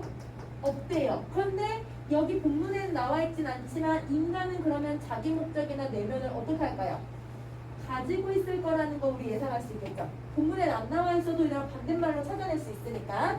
그러면 여러분 이 자연은 어떤 존재냐면 열등한 존재로 설명이 돼요. 그러면 이 열등한 존재니까 인간은 그러면 데카르트에서 어떻게 보고 있다는 거야? 우등한 거. 그렇지. 그러면 여러분 얘는 우등한 존재로 보고 있다는 거지. 그러면 여러분 지금 얘를 우열 관계로 나눠서 설명을 하고 있네요. 그럼 여러분 아까 여기서 인간과 자연을 차별하는 근대 철학에 대한 내용들이 나온 거 맞아요? 이렇게 나오고 있는 거야. 이게 어디서부터 시작된 거다? 데카르트주의에서부터 시작이 되었다. 이렇게 얘기를 하고 있는 거야. 자, 그다음 다시 할게. 자, 인간과 자연의 이러한 위계적인 이원화. 얘들아, 왜 위계적이란 말 썼는지 이해돼, 얘들아? 우등과 열등이란 말 썼으니까. 왜 이원화라고 하는 말을 썼는지 이해되세요? 이원화는 여러분 두 개로 나누는 걸 얘기하잖아요. 우리 저번에 이런 플라톤의 이원론 정리했잖아. 그치? 두 개로 나누는 거. 자, 그 다음에 이렇게 인간의 자연 지배를 정당화하는 토대가 되었고, 그 다음에 기계론적으로 양화되는 연장의 영역으로 정의된 자연은 인간 마음대로 사용할 수 있는 유용한 자재 창고로 여기게 된 것이다. 근데 얘들아, 좀 두 번째 문장 좀 너무 어려운 말도 너무 많지 않니? 그쵸? 자, 여러분 요거를 정리 한번 해볼 건데 선생님이 요거를 넘기고 여기다가 써서 한번 정리 한번 해볼게요. 여기서 뭐라고 얘기를 했냐면 기계론적으로 양화되는 연장의 영역으로 정의된 자연은 이렇게 됐어. 아마 여러분 요 말들이 조금 어려울 것 같은데 여러분 아까 선생님이 맨 처음 제목이 뭐였냐면 인과관계를 찾는 것도 중요한데 대응점, 여러분 대응되고 있는 걸 찾을 건데요. 아까 바로 위에 있는 문장에서 요 말이 들어가 있는 문장이 있을 거예요. 지금 바로 위에 이 문장 혹시 들어간 거 찾으셨어요? 그 앞에 뭐라고 나왔어요? 길이, 넓이, 여러분 그 다음에 깊이로 연장된 것 이렇게 설명되어 있지 않니? 그러면 여러분 여기 이 말은 길이, 깊이, 넓이로 연장된 영역이 자연이라고 설명을 하는 거야. 그러면 이게 그러면 뭘까? 길이와 깊이와 넓이로 자연을 여러분 연장시켜놨다라고 하는 말은 여러분 길이는 멀리 가는 거예요. 어떤 일단 길고 짧다라고 하는 어떤 수치를 얘기하는 거고 깊이도 여러분 깊고 좁다라고 하는 어떤 여러분 어떤 크기를 설명하는 거고 넓이도 넓다 좁다라고 하는 어떤 이것도 크기잖아. 그러면 여러분 이 양화된다라고 하는 말은 크기를 설정할 수 있다 이런 말을 얘기하고 있는 건 아닐까? 그래서 여러분 여기서는 어떤 크기나 아니면 뭔가 수치로 정리된 자연은 이렇게 설명을 해주면 될 것 같아. 실제로 여러분 양화가 무슨 뜻이냐면 사전적인 의미로요. 얘는 수치를 정하다 이런 뜻이거든요. 근데 여러분 여기서도 길이 넓이 깊이라고 하는 애로 어떻게 연장을 시키는 걸까? 자연이라고 하는 여러분 우리 자연의 섭리 이런 것들을 인정을 안 하고 그냥 자연은 산이 몇 깊이 길이가 어느 정도 되는지 아니면 강의 길이가 어느 정도인지 넓이가 뭔지 이런 것들로만 판단하는 그냥 도구 어떤 물질적인 거 이렇게 판단을 한다는 거야. 그러면 그런 것으로 데카르트에서 여러분 정의된 자연이거든. 데카르트주의에서 정의된 자연은 이라고 했으니까 이 정의되는 데카르트에서 정한 거잖아요. 자연이 이렇다라고. 그럼 얘는 정해진 이런 의미를 가지고 있거나 아니면 규정된 이런 의미를 가지면 자연의 의미를 설명할 수 있지 않을까? 정의의 사전적인 의미도 여러분 위치를 정하다라는 뜻이에요. 근데 위치를 정하는 거나 정해졌다는 거나 규정했다는 거나 비슷한 말이니까 앞에서 이 데카르트주의가 자연을 어떻게 지금 설명하고 있는지를 찾아서 대응을 시키면 이렇게 말의 의미를 찾아내기도 쉬워. 그래서 여러분 어려운 말이 나오면 당황하지 마시고 넘어가서도 해석해도 상관없지만 그러면 한 문장을 건너뛰면 의미를 해석이 안 될 수도 있으니까 이렇게 어려운 말이 여러 개가 나왔을 때는 앞에 나온 문장에서 비슷한 말이 누가 있는지를 찾으면서 연결을 시켜주면 해석이 조금 그래도 되지 않을까 싶어요. 자, 그 다음 다시 할게요. 그래서 이 자연은 인간이 마음대로 사용할 수 있는 유용한 자재 창고, 그냥 단순히 물질이라고만 생각을 했던 거야. 이게 여러분 데카르트주의라고 생각을 해주시면 돼요. 자, 그 다음에 다시 할게요. 자연과학적 실험에 불편하는 더욱 과격화된 철학적 자연관의 출현을 촉발을 시켰다. 자, 근데 여러분 여기서 이 근대 철학이 나왔는데 이 근대 철학에 뭐가 결합이 되니까? 자연과학의 실험이 결합이 되니까 어떻게 됐대요? 더 과격해진 철학이 나오기 시작했대요. 그러면 여러분 여기에 철학이 하나 더 등장을 하려고 하는 것 같아요. 그러면 데카르트주의 말고 또 무슨 어떤 진리 같은 게 하나 나오겠지? 근데 얘는 여러분 데카르트주의에다가 플러스 자연과학을 결합을 시켰더니 더 이렇게 얘기를 하고 있어. 어떻게 과격해졌는지 한번 보자. 자연은 인식과 사용의 대상이었던 것에 나아가 제작의 대상으로까지 여겨지게 된 것이다. 그러면 여러분 여기서 데카르트주의를 아까 했잖아요. 그럼 데카르트주의에서 자연을 어떻게 바라보고 있었냐면 그냥 인식하는 것.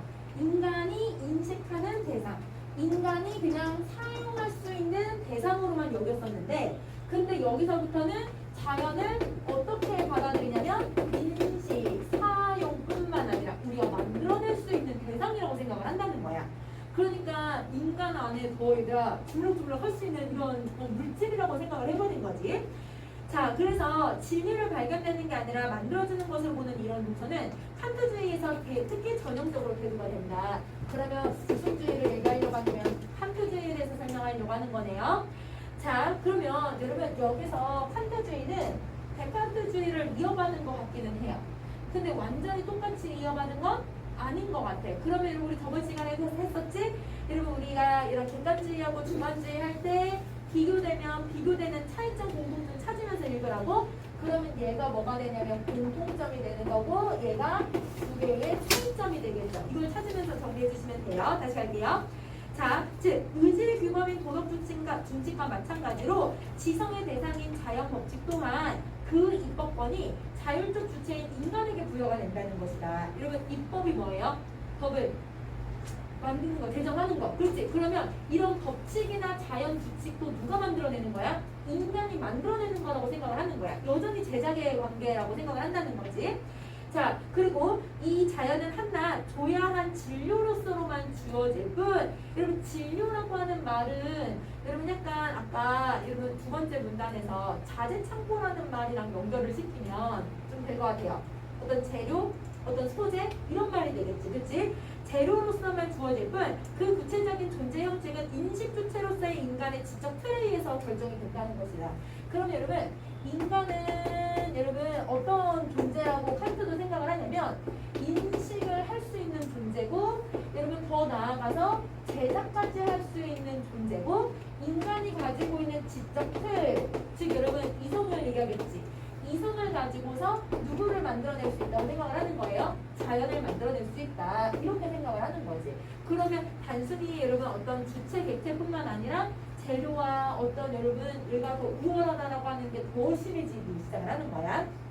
자, 그다음 물론 이 사상에서는 자연의 자기 목적이 중요한 파도로 제기되기는 하지만 이 역시 세계를 대하는 인간의 시선 태도를 차원에서 상정될 뿐이었다. 여러분 자연에 자기 목적이 있다라고 여러분 이론이 제기가 되었대요. 여러분 목적이 어떤 목적으로만 존재를 했을까요? 재료로서의 목적만 제기가 되었겠죠. 근데 여러분 이 목적이 나왔다는 건 앞에 있는 데카르트랑은 뭐가 돼야 돼요? 차이점이 돼야겠지. 왜냐면 데카르트는 자기 목적 또한 어떻게 했다고 했어? 없다고 얘기를 했으니까. 그러면 여러분 얘는 차이점. 이렇게 그 위에다가 차라고만 딱 써주면 될 것 같아. 자, 그 다음 네 번째 문단 갈게요. 이러한 추이로 짐작을 하면 철학적 근대의 완성판이라고 하는 객관적 관념론은 어떤 노선보다도 강한 이성주의적인 면모를 보이기 때문에 그러면 여러분 이 칸트주의보다 더 이성적인 애가 있는 거네. 객관적 관념론.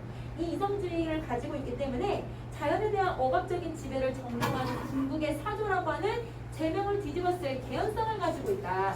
그러면 여러분 여기서 이러한 추이를 한번 정리 한번 해볼게요. 자, 추이를 데카르트주의하고 칸트주의하고 객관적 관념론이 여러분 이렇게 이성주의가 근대 철학이 이렇게 발전을 했어요. 여러분 이성이 점점 어떻게 되고 있어요? 더 발달한다고 얘기를 하죠. 얘는 이성이 시작되었고 이성이 이렇게 발달을 했어요. 하얀색은 이성이에요. 그런데 이성이 발달하면 발달할수록 데카르트주의하고 칸트주의는 계속 자연을 어떻게 해도 된다고 생각을 해요? 훼손해도 되고 마음대로 해도 되고 재료로 생각해도 되고 그러면 재료를 얘들아 생각해도 되는 자연을 얘들아 억압해도 된다라고 하는 인식도 발달하면 발달했지 줄어들지는 않았지. 그러면 여러분 당연히 얘도 이렇게 증가를 했으니까 객관적 관념론도 증가하지 않을까? 우리는 이렇게 생각을 한대요. 근데 이거를 뒤집어 쓰고 있대요. 죄명을. 이런 죄명을 얘가 뒤집어 쓴다라고 하는 건 여러분 이런 모습이 아니다. 사실은 이런 모습이 아니다. 그럼 선생님의 점선으로 표시한 모습이 아니라 아마 이런 모습이 되어야 되지 않을까? 그런 여러분이 생각하시고 갈게요. 하지만 이 철학 사조는 그러한 혐의, 여러분 그런 혐의가 뭐예요? 이렇게 증가할 거야 라고 하는 혐의, 증가할 거라고 하는 혐의가 근본적인 뭘 이해해서 비롯된 것이라고 항변할 수 있는 근거를 가지고 있는데, 그러면 여러분 여기서 뭘 이해라는 말을 썼잖아요. 이 몰이라고 하는 건 여러분 접사예요. 접사. 그럼 이 접사가 붙으면 여러분 뭐뭐가 없다라고 해석을 해주시면 되거든요. 그러면 여러분 몰 이해라는 건 이해가 없다. 그럼 여러분 이 객관적 관념론에 대한 이해가 적절하게 되어 있지 않으니까 이렇게 사람들이 주장하는 거야. 이렇게 얘들아 이렇게 근거를 얘기할 수 있다는 거죠. 자, 그래서 흥미롭게도 이 근거는 이 사조가 철학적 근대의 핵심 원리인 이성을 위상을 극한으로 강화한다는 점에서 그 근거를 줄 수 있대요. 그러니까 쉽게 말하면 여러분 극한의 이성이 자연을 여러분 억압하지 않는다라고 하는 그 근거로 사용이 되고 있대요. 우리가 알고 있는 이 추이랑은 반대의 내용을 얘기하고 있는 거네요. 자, 객관적 관념론은 문자 그대로 관념에 구체적으로 이성의 객관적인 진리치를 정당화하려고 한다. 여러분, 자, 이 이성을 객관적으로 표현하려고 하는데, 우리 저번 시간에 주관주의, 객관주의 했던 거 생각나요, 여러분? 객관주의는 여러분 어떤 여러분 가치를 여러분 어떻게 표현한 거냐면 사람의 주관대로 표현하는 게 아니라 객관적으로 절대적인 입장에서 설명을 하는 거였잖아. 아, 그럼 객관 이꼴 절대. 그 다음에 여러분 주관 이꼴 상대. 이렇게 생각을 하면서 봐줘야 돼. 자, 그럼 다시 가보자. 그래서 중요한 점은 여기서 이성이 이전의 근대 철학과는 사로잡은 다른 층위의 의미를 지니고 있다는 점이다. 즉 이성은 단지 지적 능력의 특정한 형식이나 단계를 지칭한 거에서 나아가, 그럼 여러분 이성의 개념이 하나만 나오는 게 아니라 몇 개가 나와야 돼요? 여러 개가 나온다는 거죠. 그럼 이제 번호를 매겨볼게요. 자, 여러분 객관적 여러분 이 관념론에서 설명하고 있는 이성은 첫 번째 어떤 개념을 가지고 있냐면 단순한 지적 능력이라고 보는 거. 근데 여기서 나아가 라고 했으니까 이성에 대한 개념이 또 나올 거지, 그치? 그럼 여기서 잠깐 우리 아까 여러분 칸트주의도 인간의 지적을 이성에 의해서 얘들아 모두가 만들어낼 수 있다고 했잖아. 그러면 여러분 칸트주의에서는 이성을 단순히 어떤 존재로만 봤을 거냐면 지적 능력의 측면에서만 봤을 거야. 그리고 여러분 요것도 그러면 데카르트도 이 이성이라고 하는 것도 오로지 그냥 지적 능력, 인간이 생각할 수 있는 어떤 능력 이런 걸로만 봤겠죠. 그죠? 그런데 이 객관적 관념론은 다른 인식을 가지고 있다. 그게 뭔지 한번 정리를 해보자. 두 번째, 근본적으로 존재론적 형 이상학적 이상까지 지니고 있는 최상위의 범주 섭리까지 지칭하고 있는 말이다. 그럼 여러분 우리가 존재할 수 있게 해주는 혹은 형 이상학적 섭리까지를 제시를 한대요. 그럼 여러분 우리가 존재하는 섭리라는 건 뭐예요? 인간이 태어나면 언젠간 죽는 거고, 꽃이 피면 꽃이 지고, 꽃이 피면 또 꽃이 지고, 이런 자연의 섭리도 뭘로 포함을 시킨대? 이성으로 포함을 시킨대. 그러면 또 조금 폭의 개념이 넓어지는 거죠. 그렇죠? 자, 그럼 다시 할게요. 자, 모든 것은 개념 판단 추론이다라고 하는 해결의 말처럼 이 이성은 세계의 모든 것을 선행하면서 동시에 모든 것을 가능하게 하는 조건이라고 본다. 그럼 여러분 세 번째, 이성이라고 하는 건 세계에 선행하고요. 이 세상에 존재할 수 있게 만들어주는 어떤 조건이래요. 그리고 우리가 태어난 것도 자연의 섭리 때문에 태어났겠지? 그리고 꽃이 피는 것도 자연의 섭리에서 나타난 거겠지?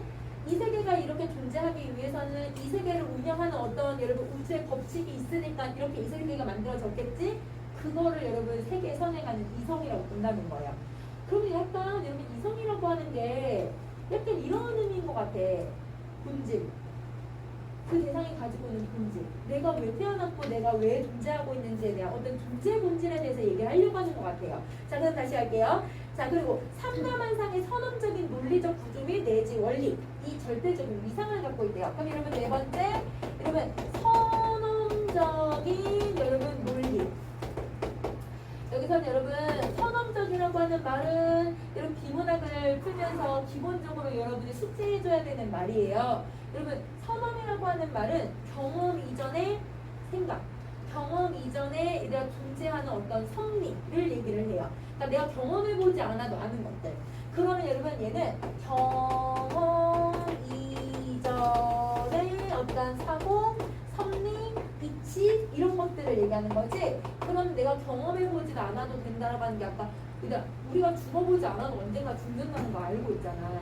이런 게 선험적인 사고라는 거야. 그래서 여러분 이런 논리들도 이성에 포함을 시킨다. 이렇게 얘기를 하고 있는 거죠.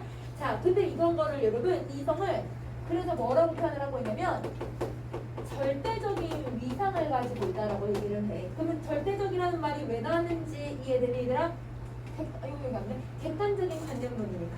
이성을 객관적으로 표현을 하려고 하니까 절대적인 위상을 만들어낸 거죠. 왜? 여러분이 보든 선생님이 보든 아프리카 사람들이 보든 미국 사람이 보든 모두 다 똑같이 이성은 이런 거야 라고 똑같이 인식하게 만들려고 한 거야. 자, 그럼 다시 갈게. 그래서 이렇게 이 모든 자연사와 인간사는 이러한 절대적인 이성이 시공간의 차원으로 외화한 현상적인 실제라고 하는 것으로 표현이 되는 것이다. 그럼 여러분 절대적인 이성이 이 이성이 여러분 눈에 보이게끔 현상화된 것, 실제로 얘들아 현상화가 된 거, 이 현상화가 된 게 실제인데요. 그 실제가 누구다? 인간이고 자연이다. 이성은 여러분 우리가 생각이 아니라 어떤 섭리잖아. 이 섭리, 우주의 원칙이 눈에 보이게끔 만들어진 게 여러분이고 자연이다. 이렇게 얘기를 하고 있는 거야. 자, 그 다음에 다시 갈게요. 자, 그래서 다시 정리해요.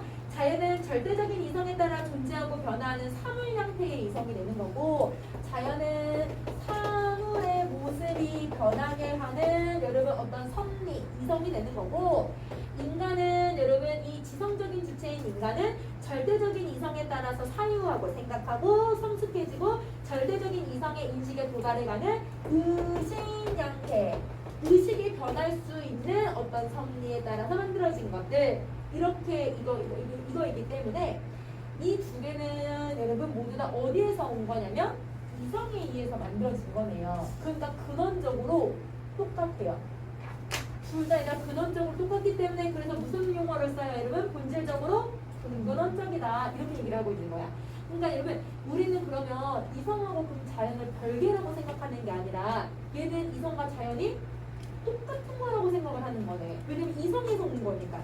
그러면 얘가 똑같다고 주장하는 거는 그러면 얘네들이랑 이론이 똑같아요? 다르죠. 얘네들은 인간과 자연은 달라 차별을 해야 돼. 이렇게 생각을 한다면 아니야, 인간하고 자연은 똑같은 존재야. 똑같은 데서 왔어. 이렇게 주장을 하고 있는 거잖아.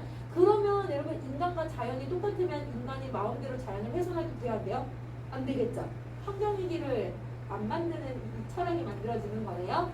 그러면 여러분 환경위기를 만드는 철학이 안 나왔어. 그러면 여러분 이 객관적 관념론은 그럼 뭐가 되는 거냐면 아까 같은 문제점을 어떻게 할 수 있는 애가 되는 거예요? 해결할 수 있는 문제가 되는 거네요. 해결하는 방안이 되는 거네요. 여러분 우리 아까 선생님 문제점이 나오면 해결 방안 나온다고 했죠? 여러분 문제점이 뭐였냐면 환경을 오염시키는 근대 철학이 있으니까 문제인 거잖아.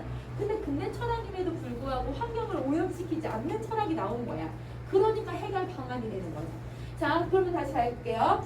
자, 객관적 관념론은 오히려 최고도의 강화된 이성주의를 통해서 철학적 근대의 딜레마에 대한 해결을 모색할 수 있음을 보여준다. 이렇게 대놓고 문제점 해결할 수 있어 이렇게 얘기하고 있네.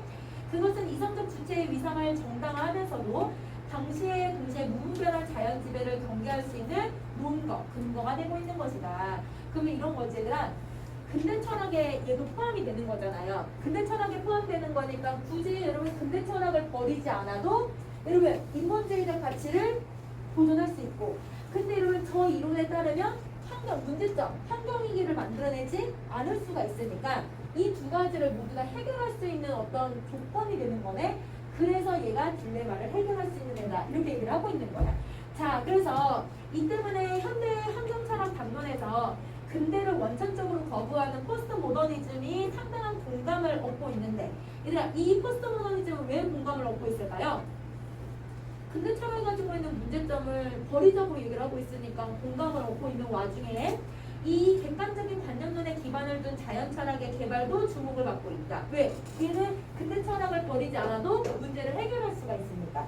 그러면 여기선 여러분 포스트 모더니즘하고 여러분 이 객관적 객관적 관념론을 가지고 있는 얘네들의 의의에 대해서도 마지막으로 설명을 하고 있는 거네. 그러면 여러분 문제 푸실 수 있을 것 같아요. 그러면 여러분 문제 3개 지금 한번 풀어보실래요?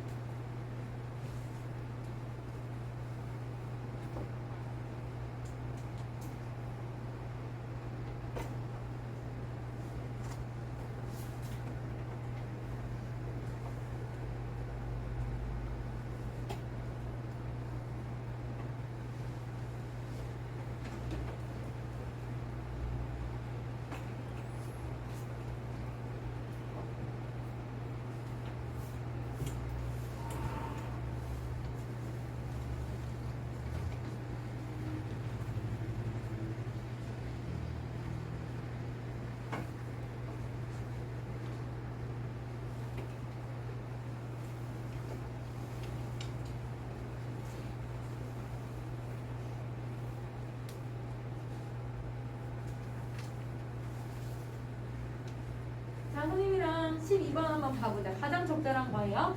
여러분, 가장 강화된 이성주의는 누구를 얘기하는 거였어요? 객관적 관념론. 그렇지. 이거는 인간에 대한 자연의 형이상학적인 우위, 얘들아, 우열을 나누고 있는 거야? 동일하다고 보는 거잖아. 그러니까 여러분 얘는 우위를 나누고 있다라고 보면 안 되겠지. 그럼 1번은 적절하지 않아요. 그럼 얘는 사실 누구에 대한 설명이냐면 사실 칸트주의에 대한 설명이죠. 칸트주의 설명으로 바꿔주거나 아니면 여러분 인간에 대한 자연을 동근원적으로 바라보고 있다 해줘야 맞는 말일 것 같아. 자, 그 다음 2번. 현대 환경위기는 새로운 억압적인 정치체제의 대두와 함께 도래된 것이다. 여러분 도래라는 건 시작되다, 원인이 된다 라는 뜻인 건데 여러분 이거에 동시에 두 개가 다 원인이 되는 거예요? 아니죠. 누구 때문이었어요? 환경위기가 여러분 생존 문제를 만들고 생존 문제가 여러분 저런 여러분 사회의 어떤 정치체제를 바꿀 수 있다고 얘기를 했잖아요. 그러니까 이건 인과관계가 잘못되어 있죠. 그러니까 얘는 이번엔 답이 될 수가 없어요. 자, 그 다음 3번. 포스트모더니즘은 철학적 근대의 딜레마를 이성에 근거해서 여러분 해결하고자 한 게 아니죠. 이성에 의해서 근거에 대해서 해소하려고 했던 게 이러면 이 객관적 관념론이고 포스트모더니즘은 어떻게 하려고 했다? 이성이나 이런 근대 철학을 아예 다 버리려고 했던 거잖아. 그러니까 3번은 적절하지가 않네. 자, 그 다음 4번 갈게요. 인본주의적 이념들의 사상적인 토대를 제공한 건 여러분 인본주의적 이념을 다른 말로 인본주의적 가치라고 바꿔주면 되겠지.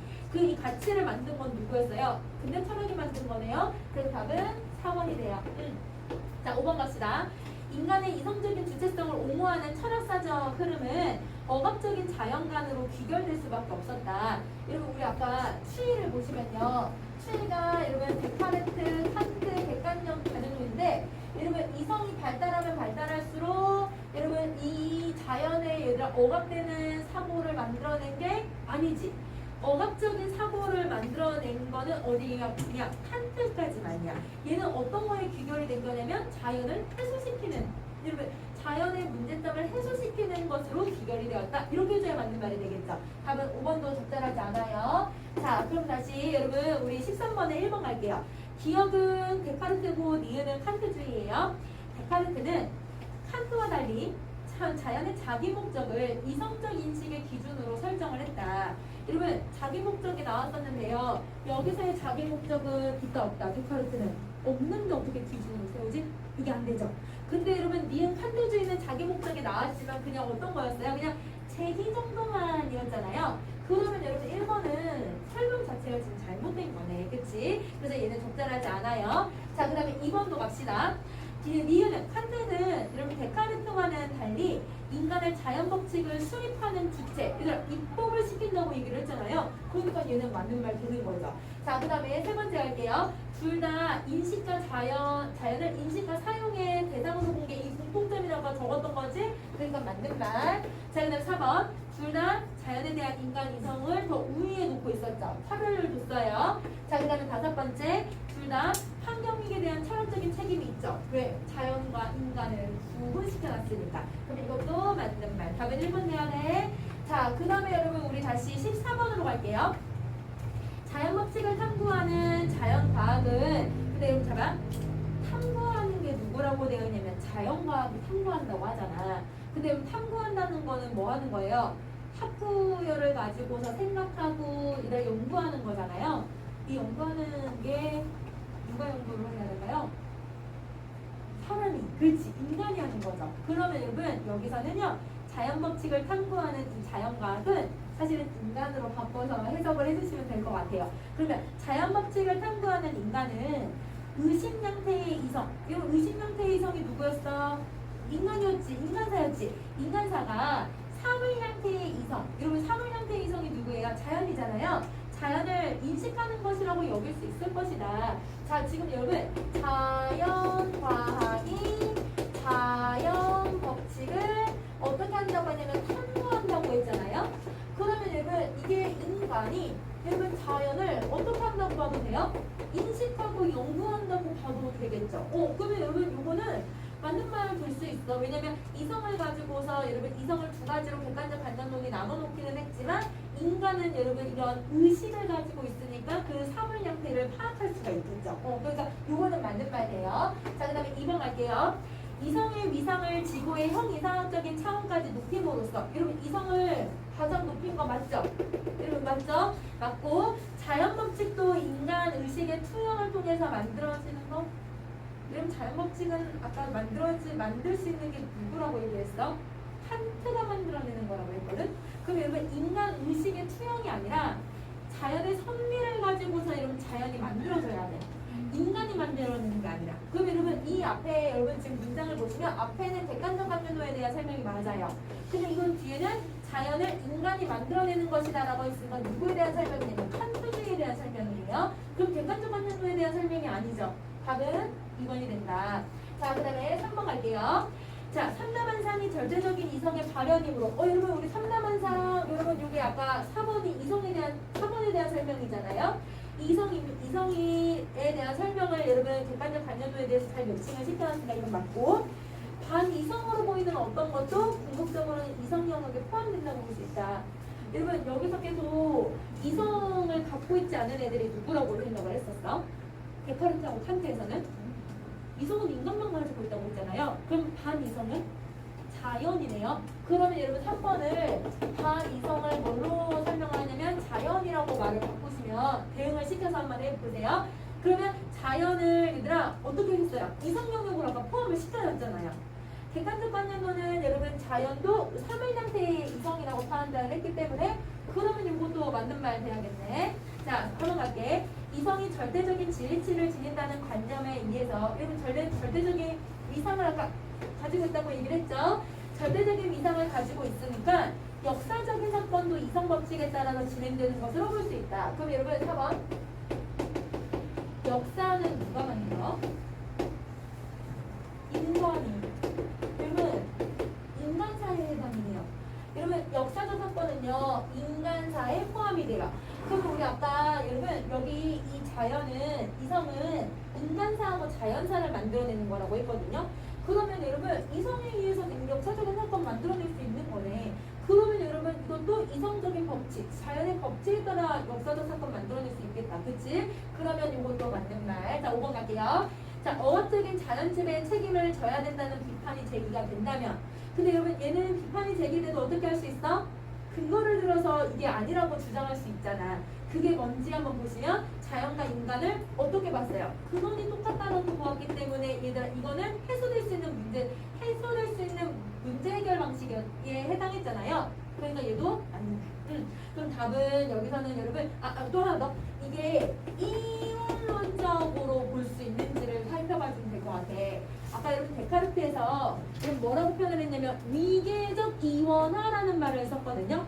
그러면 여러분 이원화가 왜 되냐면 인간하고 자연을 구분했으니까 이원화잖아. 근데 쟤는 인간하고 자연을 어떻게 봐요? 하나라고.